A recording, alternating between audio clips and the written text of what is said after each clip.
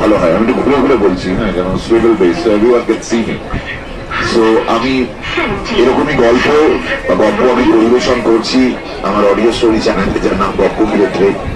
And I hope you are all subscribed. যারা যারা এখনো সাবস্ক্রাইব করনি, প্লিজ ডু সাবস্ক্রাইব, বিকজ আমরা এই গত শনিবার যে গল্পটা প্রেজেন্ট করেছি, থ্যাংক ইউ সো মাচ। শনিবার যে গল্পটা আমরা প্রেজেন্ট করলাম সেটা প্রকাশন থেকেই নেওয়া, এবং আমরা চাই আরো বেশি করে প্রকাশনের বইগুলো থেকে গল্প চুজ করে আমরা সেগুলোকে অডিও রূপ দিই। বিকজ আমরা ছোটবেলায়, মানে আমার ছোটবেলায় ময়দানে যাওয়া বই মেলা দেখার জন্য, তারপরে ময়দানে যে বছর আগুন লাগলো তারপর থেকে আর ময়দানে হলো না। তারপর আমি খুব একটা কিন্তু রেগুলার হয়ে উঠতে পারিনি নানান কারণে। কিন্তু এইরকম যখন ইনভিটেশন পাই, এরকম যখন সুযোগ পাই, তোমাদের সঙ্গে দেখা করতে ইচ্ছে তো করে, কিন্তু সবসময় মানে আমি ঢোকা মাত্রই সবাই সেলফি টেলফি নিয়ে আরম্ভ করে দিল। ও তো আমাকে ঢুকতেই দিচ্ছিল না, গেটে আটকে দিয়েছে আমাকে। আর আমি ভাবছি ব্যাপার। থ্যাংক ইউ তোমরা সবাই এত সময় বের করে এখানে এসেছো। অফকোর্স শুধুমাত্র আমার জন্য আসনি, তোমরা আরো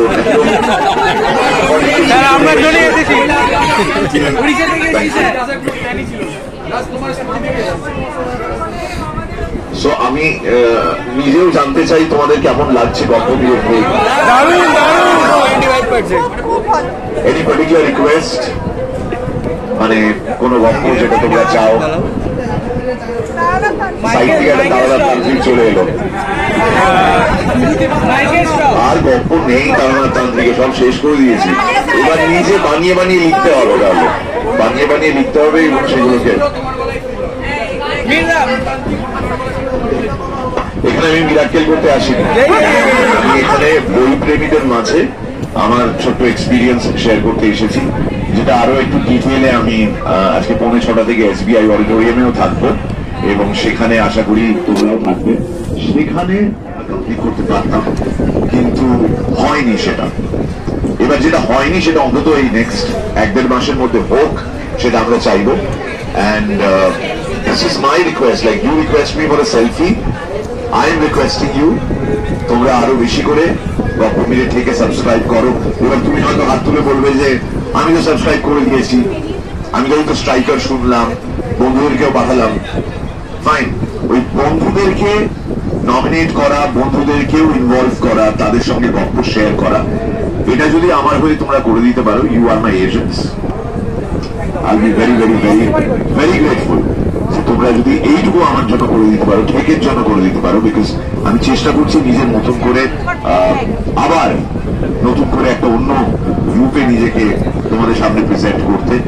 আজকে 1.5 বছর হয়ে গেল আমি রেডিও থেকে দূরে রয়েছি, একটা সময় ওটাই আমার জ্ঞান ছিল।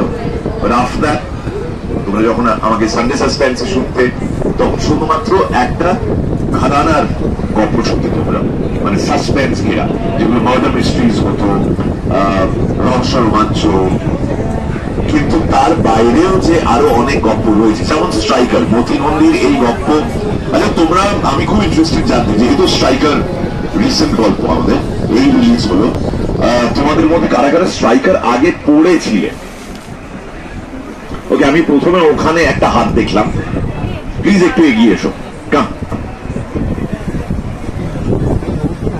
অনেকদিন আগে, আমারও তাই, অনেকদিন আগে, মানে আমি যখন পড়েছি তখন আনন্দ মেলায় বেরোতো, এবং সেটা একবারে বেরোয়নি, মানে ধারাবাহিক ভাবে বেরিয়েছিল। ক্লাস 10 যখন কোনি ছিল, তো তখন আমি স্ট্রাইকারটাও আগে পড়েছি। মানে কোনি আমাদের তখন ক্লাস 10 ছিল, মানে কোনিও তোমার সঙ্গে ক্লাস 10 ছিল? না, মানে কোনি গল্পটা আর কি পরীক্ষার জন্য ছিল আর কি ক্লাস 10। তো তখনই ওই সার্চ করে একজন আমাকে বলেছিল যে স্ট্রাইকারটা পড়ার জন্য, তো তখনই আমার ফার্স্ট স্ট্রাইকার। তো এবার তুমি স্ট্রাইকার পড়েছিলে কত বছর হবে তাহলে? কত বছর আগে পড়েছিলে? 5 বছর আগে। এবং স্ট্রাইকারের যখন অডিওটা শুনছো তখন কেমন লাগলো? এখনো শোনোনি? কারা কারা পড়েছো এবং শুনেছো সেরকম কি কেউ আছে?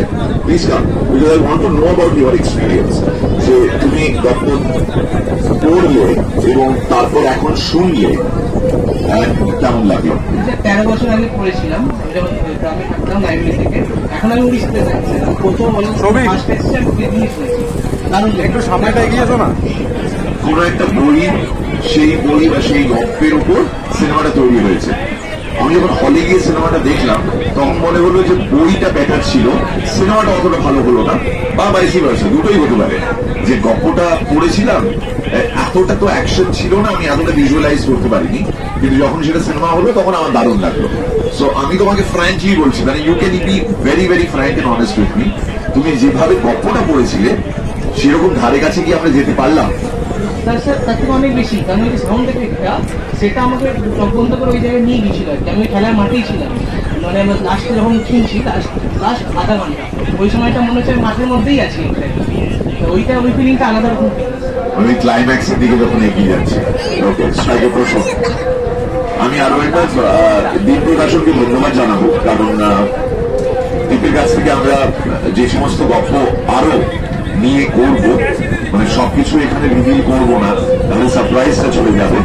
বাট দীপ প্রকাশনের এই সাপোর্টটা পেয়েছি বলেই আমরা আরো একটু সাহস করে এগিয়ে যাচ্ছি। আমি একজনের সঙ্গে একটু আলাপ করিয়ে দিতে চাই। আচ্ছা, বাই দ্য ওয়ে, আমার পাশে যিনি রয়েছেন তিনি Sourav. Sourav is my bandage teammate and he is also my manager. So সৌরভই সমস্ত কিছু দেখাশোনা করে। অ্যান্ড তোমার ঠিক পেছনে রয়েছে আমাদের কন্টেন্ট হেড গধূলি শর্মা। দিস ইজ গধূলি, একটা জোরে হাততালি হয়ে যাক। আমরা we are like a team, মানে হয়তো I represent গল্পমিলের ঠিক বিকজ ইটস কল্ড গল্পমিলের ঠিক, কিন্তু মিলকে ঠেকিয়ে রাখতে, মোটিভেট করতে অ্যান্ড সঠিক গল্প তার হাতে তুলে দিতে যে সাহায্য করে তার নাম গধূলি শর্মা। সো যত হাততালি তুমি আমার জন্য দিচ্ছ তার থেকে অনেক বেশি অ্যাকচুয়ালি ওর প্রাপ্য। অ্যান্ড ওই দীপ্তাংশুর সঙ্গে যোগাযোগ রাখে, সমস্ত কিছু ও আর সৌরভ মিলেই ফাইনাল করে। এবং আমরা তখন ভাবিনি, যখন স্ট্রাইকার যেদিনকে রিলিজ হলো, 20 তারিখ বোধহয় স্ট্রাইকার রিলিজ হলো, আর 19 তারিখ ডার্বি ছিল। কারা কারা ইস্ট বেঙ্গল ফ্যান আর কারা কারা মোহনবাগানের ফ্যান? ওকে, জয় মোহনবাগান শুনবো, জয় ইস্ট বেঙ্গল শুনবো, কোনটা শুনবো বেশি? আর ইস্ট বেঙ্গলের জন্য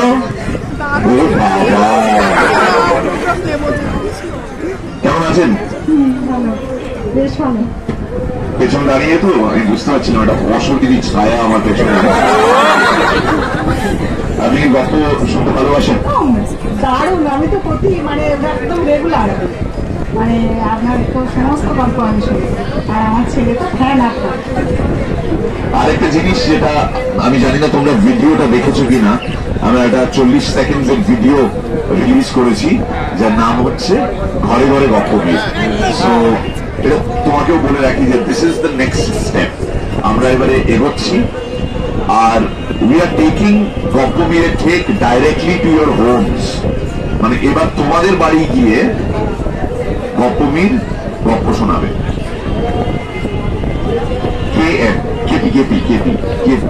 কেপি হচ্ছে ক্রমশ প্রকাশ্য।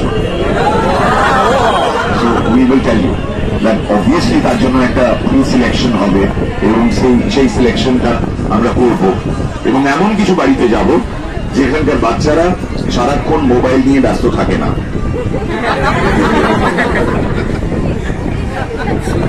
ও ইন্টারেস্টেড নয় এসবে, ও খালি ওর মোবাইলে মুখ বুঝে বসে আছে, ওই দেখতে ভালো লাগছে না। অ্যাকচুয়ালি আমরা যদি সার্ভে করি তাহলে গল্পমিলে ঠিক বা এই ধরনের অডিও স্টোরিজ যখন তোমরা শোনো, সব থেকে বেশি consumption actually is through your mobile. এবং আই হোপ তোমরা প্রত্যেকে বেল আইকনটা প্রেস করে রেখেছো, বিকজ তাতে নোটিফিকেশন যায়, you know how you serve content. So Ghore Ghore Golpomil is our next project, যেখানে আমরা আরো কাছাকাছি চলে আসবো, আরো কাছাকাছি চলে আসবো। আপনার বাড়ি যদি যাই, ধরুন ঘরে ঘরে গল্পমিলে সৌভিক কোথায়? ও, এগুলো তো ভ্যালুয়েবল মোমেন্টস, তুলে রাখতে হবে। সো কি নাম আপনার? আমার সুধা মণ্ডল। সুধা মণ্ডল। হ্যালো। যদি আপনার বাড়িতে যদি গপ্প মেয়ে যায় আর আপনাকে গপ্প শোনাতে যায়, আপনি কি খাওয়াবেন? সব থেকে আগে আমি এটাতে ইন্টারেস্টেড। আপনার ঘরও আমি দেখি, মানে ফুডের যে এটা সেটাও দেখি যে আপনি সবচেয়ে মানে আপনি বিরিয়ানি খাবেন তো বিরিয়ানি আমি নিজের হাতে করে দেবো। আপনি কোন এলাকায় থাকেন? আমি তো ওই তো মিশন পল্লী, সোনাপুর মিশন পল্লীতে থাকি। সোনাপুরে থাকেন? ওই আসমার বিরিয়ানিটা বোধহয় আর ভালো নেই না অতটা, বাড়িপুর দিকে। এখন আমরা যা নিজেরা যা তৈরি করছি ওদের থেকেই আমরা অনেক ভালো করছি। কলকাতা শহরে ওষুধের দোকান কোন রাস্তার মোড়ে খুঁজে পাবেন কিনা সন্দেহ, কিন্তু বিরিয়ানির দোকান 100% পেয়ে যাবেন। হ্যাঁ, আপনি ঠিক ধরেছেন, আমার বিরিয়ানি খুব ফেভারিট। তাহলে বিরিয়ানি, আর আপনি নিজে যদি রান্না করে আমাকে খাওয়ান, একদম একদম একদম খাওয়াবেন? দম বিরিয়ানি খাও। দম বিরিয়ানি খাওয়াবেন, সেটা একদমই হয়ে যাবে। ওনার জন্য একটু হাততালি হবে Sudha Mondal. Thank you very much.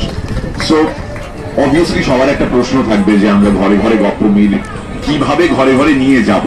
তো তার জন্য একটা পরিকল্পনা রয়েছে, যেটা কেপি আমরা জানাবো খুব শীঘ্রই। অ্যান্ড আজকে দ্বীপ প্রকাশনে এসে এই যে বাড়তি কয়েকটা কথা ভিডিওর বাইরে বললাম, এটা আজকে দ্বীপ প্রকাশনের স্টলে এসে প্রথম বলা হলো। So this is absolutely oven fresh. Launch A contest, এবং সেই কন্টেস্টের মাধ্যমে আমরা সিলেক্ট করব কিছু বাড়ি। কিছু মানুষ ফেসবুকে বা সোশ্যাল মিডিয়াতে কমেন্ট করেছেন এবং বলেছেন, ও চেনা পরিচিত লোকজনের বাড়ি যাবে মির্দা, আমাদের বাড়ি তো আসবে না। এমন কিন্তু নয়, এমন কিন্তু নয়। আমি বলবো না যে চিনি না জানি না তার বাড়ি চলে যাবো, এরকম বলবো না। আমি বলবো আমি নতুন বন্ধু গড়তে চাই, তো নতুন বন্ধুত্ব হোক আমার, আমি সেই কারণে আরো বেশি করে নতুন নতুন মানুষের বাড়িতে যাব।